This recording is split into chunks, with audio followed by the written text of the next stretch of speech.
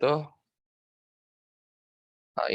A itu di situ X1 komplement, berarti X1-nya tadi 0. 0 komplement berarti 1. Nah, makanya di sini A-nya 1. B-nya X1 kali X2, 0 kali 0 ya 0. Berarti B-nya 0. X-nya berarti A ditambah B ya. Berarti A-nya 1 ditambah B-nya 0. Jadi 1 tambah 0. Hasilnya 1. Nah, akhirnya ininya seperti ini. Terus yang kedua, X1-nya 0, X2-nya 1. Nah, maka di sini naik ya ke 1. X1, A-nya berarti 0 komplement tetap 1. Nah, kalau sama dia jadi berupa garis lurus seperti ini gitu ya. Terus berarti 0 komplement 1, B-nya X1 kali X2. 0 kali 1 berarti 0. Nah, di sini masih 0. F-nya itu A tambah B, berarti 1 tambah 0, 1. Ini masih sama ya. Seperti kondisi yang pertama. Kondisi yang ketiga, X1-nya 1, X2-nya 0. Berarti A-nya 1 komplement, jadi 0. Di sini turun ke 0. Terus B-nya X1 kali X2, 1 kali 2, berarti 1 kali 0, hasilnya 0. Kemudian di sini masih 0 ya, lurus terus. F-nya berarti A tambah B, 0 tambah 0 sama dengan 0. Gitu ya. Makanya di sini turun. Tadinya 1, dia turun ke 0 ke sini. Nah, kemudian kondisi yang keempat itu X1-nya 1, X2-nya juga 1. A-nya 1 komplement, berarti 0. B-nya 1 kali 1, hasilnya 1. Nah, F-nya berarti A tambah B, 0 tambah 1, hasilnya 1. Maka naik lagi ya. Tadinya turun ke 0, terus di sini naik lagi ke 1. Ya, itu cara membuat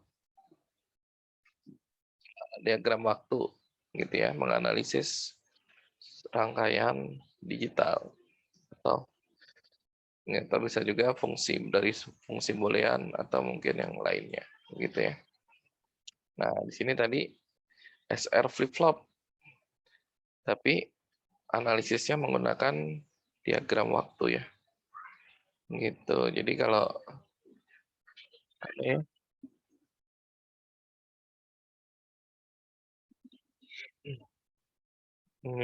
oh itu. Nah, contohnya ini. Tapi inputnya ada S, ada R, outputnya berarti ada key dan key complement, gitu ya. Nah, berarti tadi ingat tadi yang apa? Flip-flop SR flip-flop dengan gerbang NOR, gitu ya, not OR.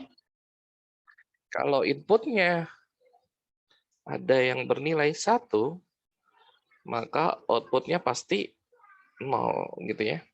Apapun input yang satunya lagi, gitu ya, input pasangannya. Gitu, berarti mulai dari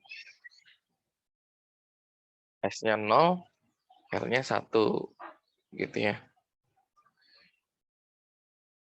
Kenapa kita mulai dari S-nya 0, R-nya 1? Ya, karena ini apa? Kalau S-nya 0, R-nya 0 gitu ya, itu kondisi memori kan ya. Kondisi memori berarti butuh output dari kondisi sebelumnya. Sedangkan kalau langsung kita apa? Kita beri input S0, R-nya 0, maka belum ada kondisi output sebelumnya, maka key sama key komplementnya itu belum ada itunya ya, belum ada nilainya. Tidak bisa menentukan dia nilainya berapa, bisa 0 atau 1. Seperti itu. Maka kita harus mulai dari S-nya 0, R-nya 1 atau sebaliknya. Gitu ya. Kalau S-nya 1, R-nya 1, ya itu hasilnya nanti jadi Q-nya 0, Q komplemennya juga 0, berarti kan sama ya. Q dengan Q komplement bernilai sama nih. Padahal seharusnya itu tidak boleh sama gitu ya. Karena Q komplement harusnya kebalikan dari Q gitu ya. Maka itu jadinya kondisi ilegal ya. Kalau S-nya 1, R-nya 1 seperti itu. Nah, maka kita mulai dari meriset atau mengeset SR flip-flop tersebut gitu ya. Berarti kalau kita kasih input S-nya 0, R-nya 1, S0, R1, berarti R-nya 1, maka outputnya Q itu pasti 0 ya. Nah, makanya di sini Q-nya 0. Karena Q-nya 0, berarti masuk ke sini. Jadi S-nya 0, maka 0 sama 0 masuk gerbang NOR itu outputnya jadi pasti 1 ya. Gitu, maka sesuai. Q-nya 0, Q komplementnya 1 gitu ya, sebaliknya. Nah, itu karena Q bernilai 0, maka ini kondisi reset ya, atau mereset flip-flop SR tersebut. Bang Brando, iya. Gitu ya. Nah, terus yang kedua, baru bisa kita ubah jadi S-nya 0, R-nya 0 gitu ya. S-nya 0, R-nya 0, nah ini kan Q sama Q komplementnya mengikuti kondisi output sebelumnya ya. Maka Q-nya tetap 0, Q komplementnya juga tetap 1. Nah ini kondisi memori, seperti itu. Nah baru berikutnya kita ganti lagi inputnya, S-nya 1, R-nya yang 0. Maka S-nya 1, berarti Q komplementnya pasti 0, gitu ya. Q komplement 0, masuk gerbang NOR dengan R-nya juga 0, maka 0 sama 0, hasilnya jadi 1 ya outputnya. Gitu. Jadi ini kondisi set, karena key-nya bernilai 1 ya. Gitu. Dan komplementnya bernilai 0.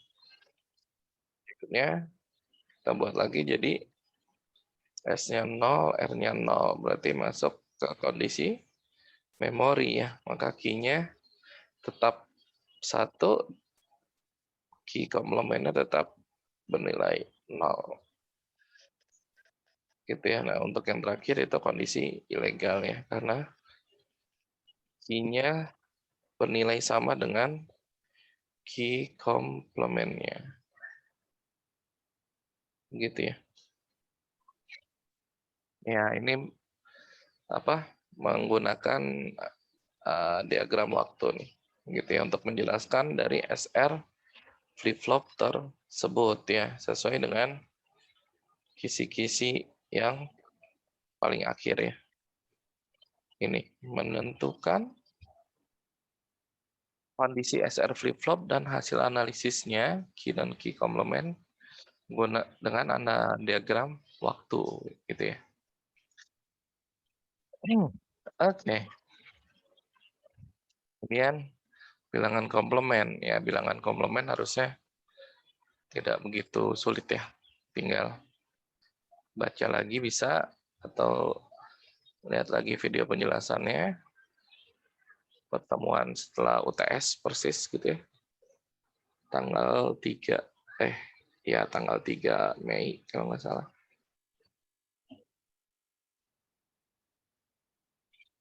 Nah, dengan komplement ya komplement 1 2 untuk biner, 78 untuk oktal, 910 untuk desimal, dan 15, 16 itu untuk heksadesimal, gitu ya. Nah, komplement itu berfungsi untuk operasi pengurangan, di mana hasil dari pengurangan tersebut bernilai negatif, seperti itu ya.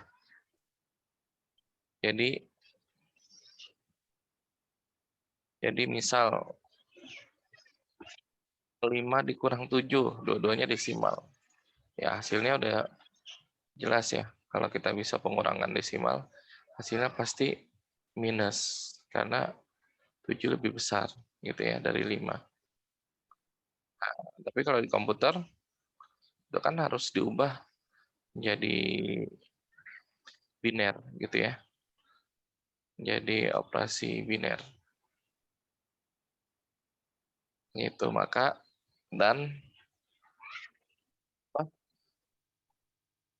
si 7-nya, karena contohnya, nah ini,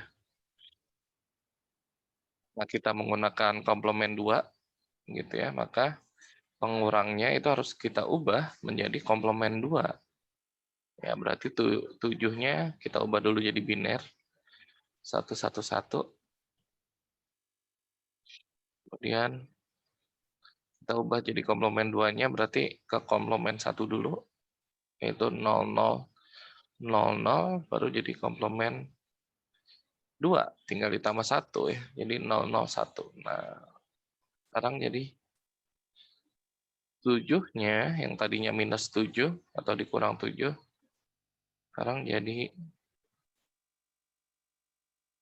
001, dan dia berubah menjadi penjumlahan. Jadi mengubah operasi pengurangan menjadi operasi penjumlahan, itu fungsinya bilangan komplement, seperti itu ya.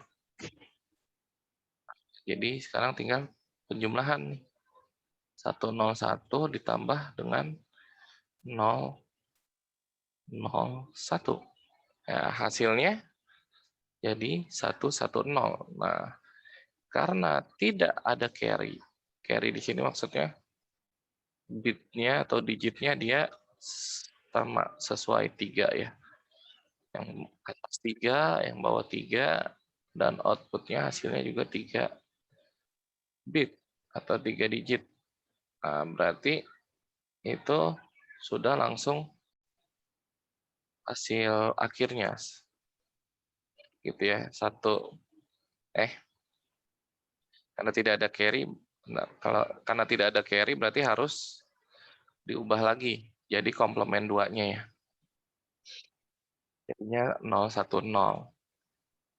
Dari 110 ubah lagi jadi komplement 2-nya, berarti komplement 1-nya dulu 001 tambah 1 010, nah jadi komplement 2-nya. Nah, 010 ini yang hasil akhirnya. Ini 2.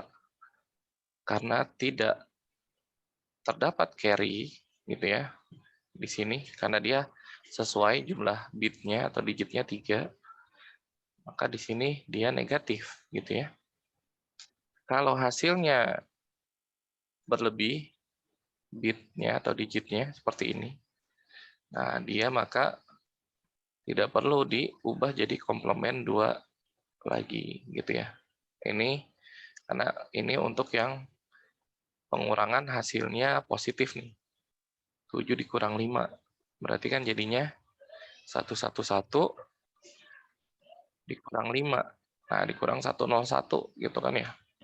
Nah, tapi karena kita pakai komplement, berarti mengubah pengurangan menjadi penjumlahan di sini. Jadinya 111, 5-nya harus kita ubah jadi komplement 2-nya. Berarti jadi 010 itu komplement 1 ditambah 1 jadi 011. Nah, baru dijumlah. 11 ditambah 011 hasilnya 1010. Nah, ini jadi 4 bit nih. Tadinya 3 sama-sama 3 bit gitu ya. Jadi 4 bit. Nah, atau dengan kata lain, saat kita anggap bit yang keempat dari kanan atau yang paling kiri itu sebagai carry. Nah, kalau hasilnya seperti ini, maka carry tersebut gitu ya, bit yang berlebih itu bisa kita abaikan atau bisa kita hilangkan gitu ya. Maka hasilnya itu 3 bit yang paling belakang dari kanan. Berarti 0, 1, 0. Nah, 0, 1, 0 berarti 2. Karena ada carry, maka itu positif gitu ya. Kalau tidak terdapat carry, maka itu negatif dan harus diubah menjadi komplement 2-nya lagi. Baru itu hasilnya. Contohnya yang tadi ini ya. Hasilnya 110, 110 itu kan 6 ya. Kalau kita ubah jadi desimal gitu. Nah, ini berarti harus kita ubah jadi komplement 2-nya karena dia tidak ada carry di sini. Gitu ya. Itu penggunaan bilangan komplement untuk operasi pengurangan supaya berubah menjadi operasi penjumlahan gitu ya.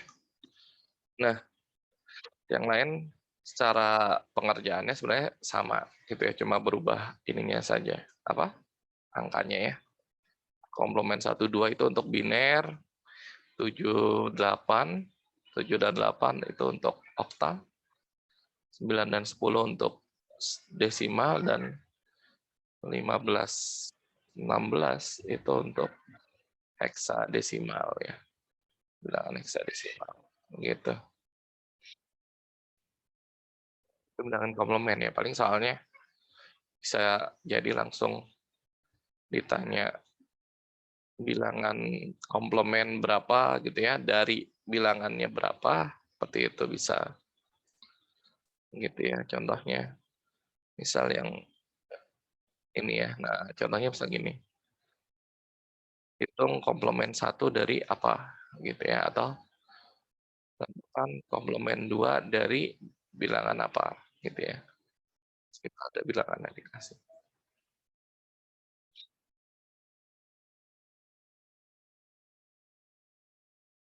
Itu bilangan komplemennya.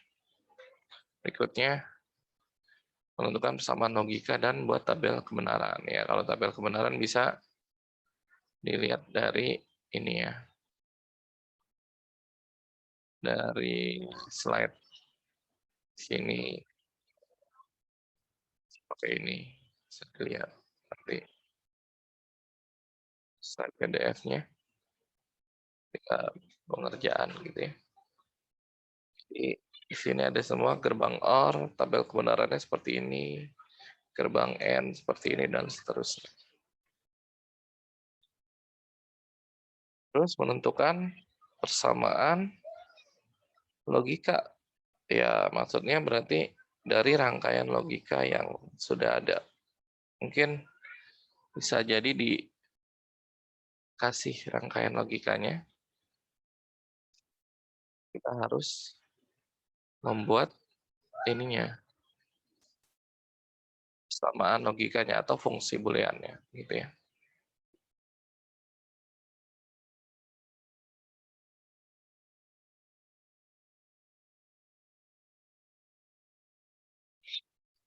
Gitu ya. Jadi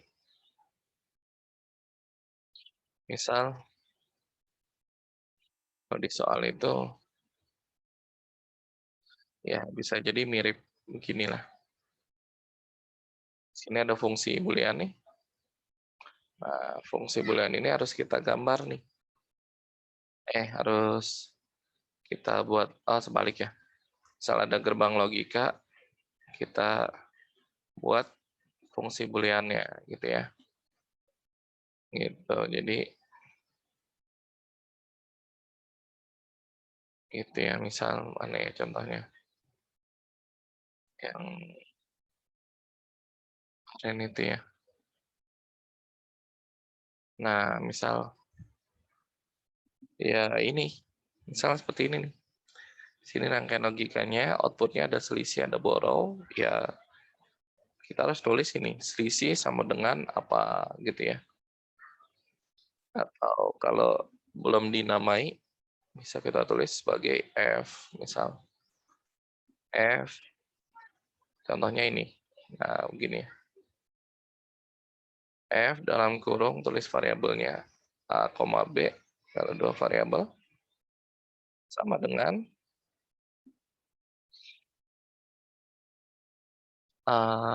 komplement kali B. Nah, baru kita buat tabel kebenarannya. Ini tuh tabel kebenaran ya, yang input-output ini. Gitu ya, jadi kalau misal kan ada dua variabel, terus kita buat nih tabel kebenaran ya, berarti dalam bentuk tabel ya. Pertama jelas inputnya A dan B. Berikutnya kita perlu komplement. Contohnya ini ya. Terus udah dapat A komplement, baru kita kali gitu ya, A komplement kali dengan B seperti itu. Nah, itu menulis persamaan atau fungsi booleannya seperti itu ya.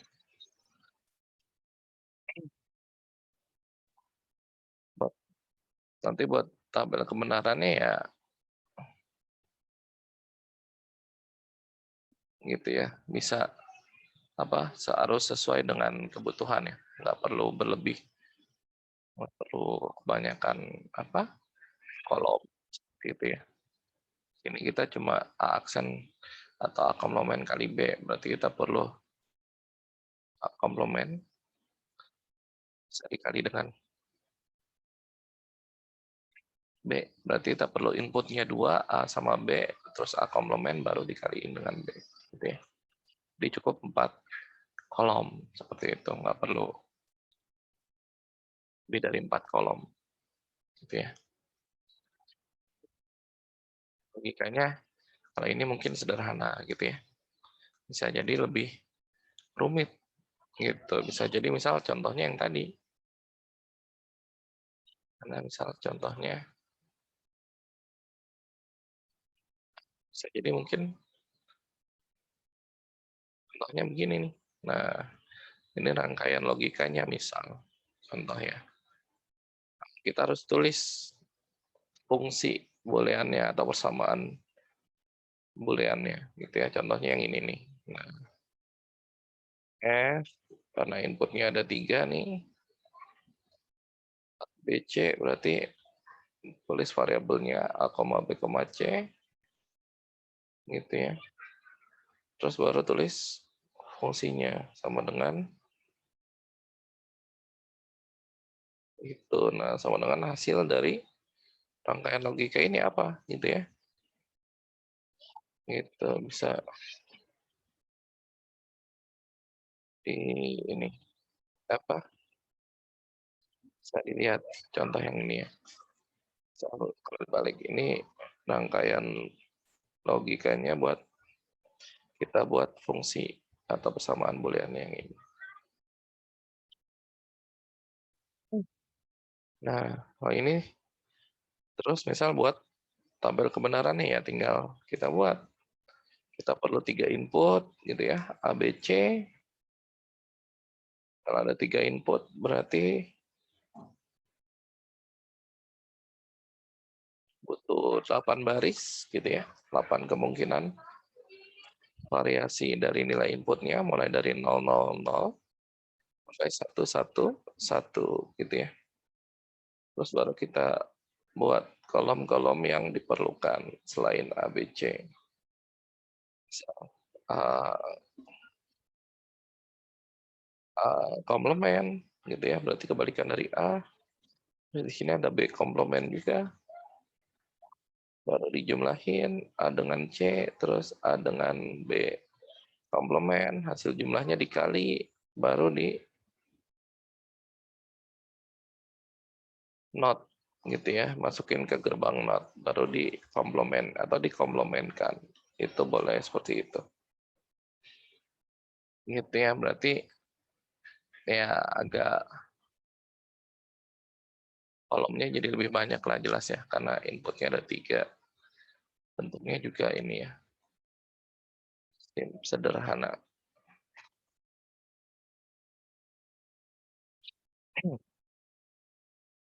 Ya, atau bisa juga hmm, jadi tiga kisi-kisi ini saling berkaitan ya. Mulai dari menentukan persamaan logika dan buat tabel kebenaran, menentukan bentuk kanonik SOP-POS, dan gerbang logika dari yang persamaan atau fungsi yang ada, sampai penyederhanaan K-map. Ya, bisa aja tiga itu apa jadikan dalam satu soal. Bisa jadi ya. Misal contohnya seperti ini. Nomor satu nih. Cuma yang A kan nggak termasuk ya. Pemukuman Jabar Boolean ini. Saya langsung ubah ke dalam bentuk kanonik, SOP dan POS. Terus sederhanakan dengan K-map. Gitu ya, hasil fungsinya. Dari bentuk kanoniknya gitu ya. Sederhanakan K-map. Terus buat tabel kebenarannya atau buktikan dengan tabel kebenaran. Kemudian buat gerbang logika. Bisa dari hasil K-map-nya atau bisa dari fungsi atau persamaan yang ada di soal di awal gitu ya.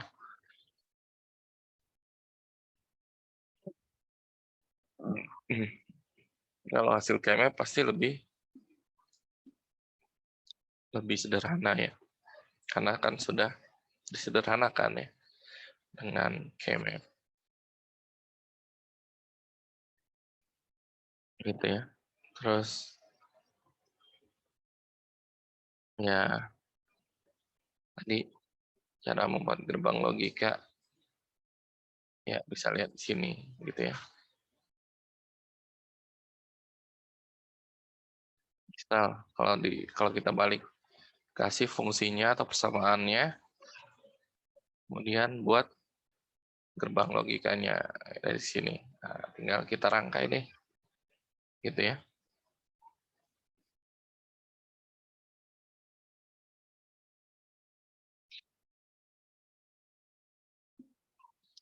Gitu ya. Yang lain ya nanti ada soal-soal yang nanti dibuat deh, soal-soal yang sesuai atau disesuaikan dengan kisi-kisi untuk UAS nanti gitu ya. UASnya insya Allah awal Juli. Tanggalnya antara 7 Juli atau 8 Juli ya. Kalau 7 Juli itu kelas pagi, reguler pagi, berarti 8 Julinya itu kelas reguler sore. Kelas baliknya. Kalau 7 Julinya itu kelas pagi, berarti 8 Julinya itu kelas sorenya.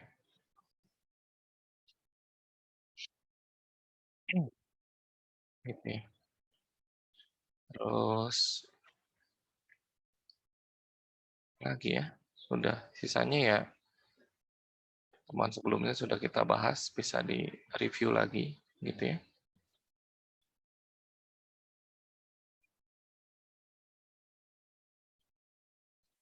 Hmm. Gitu. Ini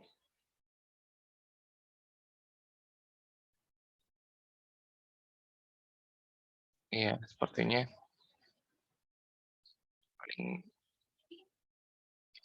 itu aja ya, kisi-kisi ya, sekilas gitu ya. Untuk soalnya nanti kalau sudah ada dikirim, mungkin bisa via Google Classroom atau dari grup di WhatsApp ya. Gitu nanti disesuaikan dulu deh, pilih-pilih. Gitu ini ada soal-soal tahun sebelumnya gitu ya. Ini ada UAS 2018 gitu ya, atau bisa jadi penyederhanaan Kmap seperti ini. Kmapnya sudah dikasih, sudah diberikan gitu ya. Kita tinggal disuruh menyederhanakan Kmap tersebut dan tuliskan hasilnya, hasil fungsi booleannya gitu ya. dari hasil kemetnya. Di atas kulkas. Gitu ya. Jadi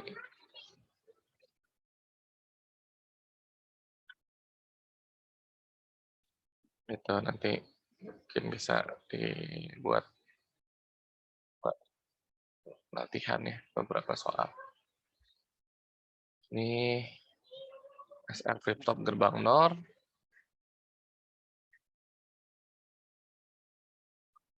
Nah, nomor 3 ini rangkaian flip-flopnya tidak digambar gitu ya, tapi langsung ditulis dibuat tabelnya, inputnya, outputnya, key dan key komplementnya gitu ya. Jadi harus tahu ininya sendiri ya, flip-flop gerbang NAND seperti apa. Apa sama seperti flip-flop gerbang NOR misal yang ini gitu ya, cuma berubah gerbangnya aja, ganti jadi gerbang not N, maksudnya posisinya sama nih, RS key sama key komplementnya gitu ya, ataukah ada perbedaan? Kalau lihat sih sama aja ya, misal R outputnya jadi key, S jadi key komplement gitu ya. Ini gerbang not N. Ini UAS 2018 nih kelas sore. Nah, ini outputnya key S, key komplement, gerbang not OR. Cuma di gerbangnya aja ya. Iya.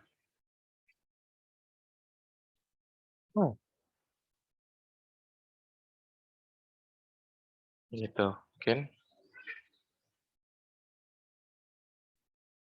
Ya, materinya untuk pertemuan ini